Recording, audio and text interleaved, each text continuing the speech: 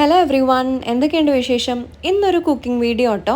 മഴക്കാലത്ത് തന്നെ പോലെ ഇങ്ങനെ മടി പിടിച്ചിരിക്കുന്നവരാണ് നിങ്ങളെന്നുണ്ടെങ്കിൽ പെട്ടെന്ന് തന്നെ ഉണ്ടാക്കാൻ പറ്റിയ ഒരു ഈസി ആൻഡ് ഹെൽത്തി റെസിപ്പിയാണ് pumpkin soup. So welcome back to my channel life beyond numbers. അപ്പോൾ ഈ സൂപ്പ് ഉണ്ടാക്കാൻ വേണ്ടിയിട്ട് നമുക്ക് ഒരു ഡീപ്പ് സോസ് പാൻ എടുത്ത് വെച്ചിട്ട് അതിലേക്ക് 1 ടേബിൾ സ്പൂൺ ബട്ടർ ചേർത്ത് കൊടുക്കാം. ഈ ബട്ടർ മെൽറ്റായിട്ട് വരുമ്പോഴേക്കും അതിലേക്ക് നീളത്തിലരിഞ്ഞ 3 വെളുത്തുള്ളി, നീളത്തിലരിഞ്ഞ 1 സവാള ഇത്ര ഇട്ട് കൊടുത്ത് നന്നായി ഇളക്കി യോജിപ്പിക്കാം. അതൊന്ന് വാടി വരുമ്പോഴേക്കും ക്യൂബ്സ് ആയിട്ട് കട്ട് ചെയ്ത് വെച്ചിരിക്കുന്ന നമ്മുടെ പംകിൻ കൂടെ ചേർത്ത് കൊടുക്കാം. ഇത് പെട്ടെന്ന് സോഫ്റ്റായി കിട്ടാൻ വേണ്ടിയിട്ട് നമുക്ക് 1 ടീസ്പൂൺ ഉപ്പ് കൂടെ ചേർത്ത് കൊടുക്കാം.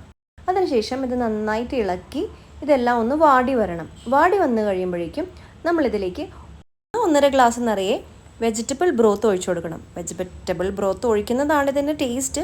നിങ്ങളുടെ കയ്യിൽ ഇപ്പോൾ വെജിറ്റബിൾ ബ്രോത്ത് എടുക്കാനില്ല എന്നുണ്ടെങ്കിൽ തൽക്കാലം നമുക്ക് വെള്ളം ഒഴിച്ചിട്ടാണെങ്കിൽ അഡ്ജസ്റ്റ് ചെയ്യാം. ഇനി ഇത് നമ്മൾ നന്നായി അടച്ചു വെച്ച് വേവിക്കണം. അടച്ചു വെച്ച് വെന്ത് ഒരു 5 മിനിറ്റ് കഴിയുമ്പോഴേക്കും ഇപ്പം നമുക്ക് നല്ല സോഫ്റ്റായിട്ട് വരും കേട്ടോ.